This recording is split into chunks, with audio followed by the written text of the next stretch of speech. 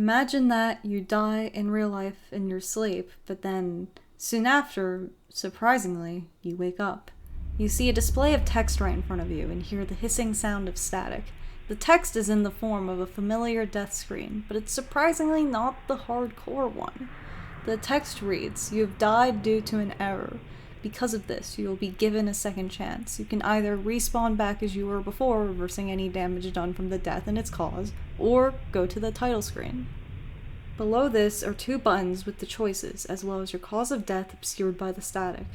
And without any further context, you're left alone with your thoughts. Respawn, as an option, appears to be fairly straightforward. You go back right to where you left off and simply continue to live your life. Well, it would be straightforward if it weren't for the title screen option. What does title screen imply anyways? It's easy to immediately jump to one from games, as that's most often where it's from. Perhaps your life is simply one of many games. You go to the title screen and see the play button and possibly even your save file. It's you and everything around you, all in a little box.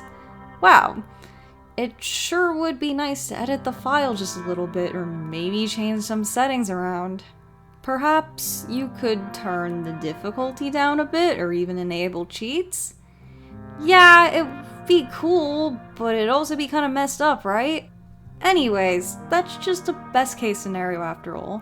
What if you go to the title screen and you have no control over it? You're just on some person's computer and made them confused on how they got sent back to the title screen. And what if the game doesn't autosave and the world is sent back to before you were born and the timeline's all messed up? What if they end up not starting the game up again and you and everyone else essentially ceases to exist? What if title screen isn't even referring to a game and the whole world is actually a simulation you put yourself in, and all of a sudden you wake up? What you thought was your life, your reality, was never real. Whoever you really were, got really invested in this new, immersive simulation. Maybe they were depressed and just wanted an escape. Your world was their last hope, and now it's nothing more than a memory to this person who might as well not even be you at this point. How are you supposed to just go back to your life when the real world might be waiting for you?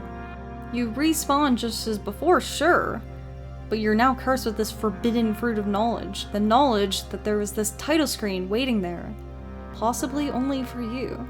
The knowledge that everyone around you might just be characters in a game that you're choosing to play in forever. Well, let's just for a moment assume that your life in this reality is all real. Ignoring the obvious question of what that even means, how attached are you to it really? Hopefully a good amount, but imagine that you're given a second choice.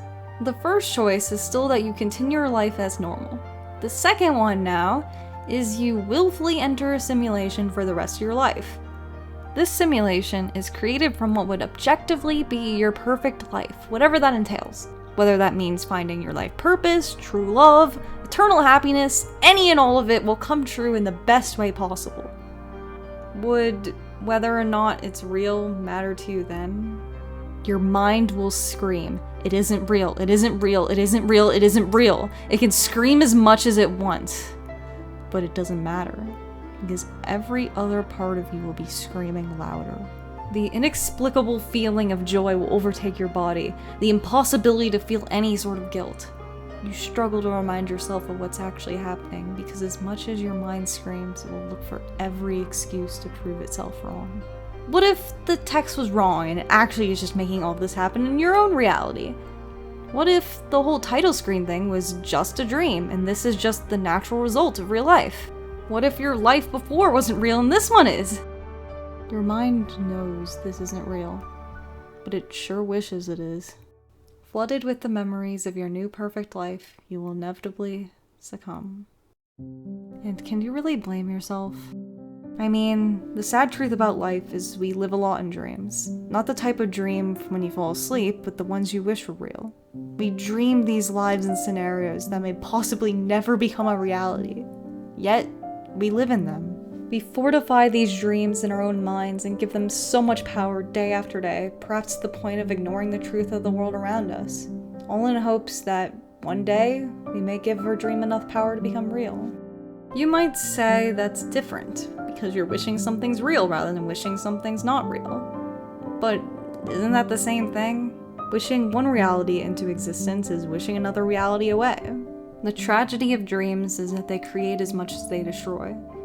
As for what is actually real, maybe that's not what matters. A dream is only different from reality in that it's not happening right in front of us. Because when we're sleeping, even the most absurd and fantastical dreams seem just as real as our own mundane everyday lives. Just pay attention to the dreams that you don't want to wake up from. Those are the ones that will give you your answer. Maybe then, you won't even have to worry about that title screen.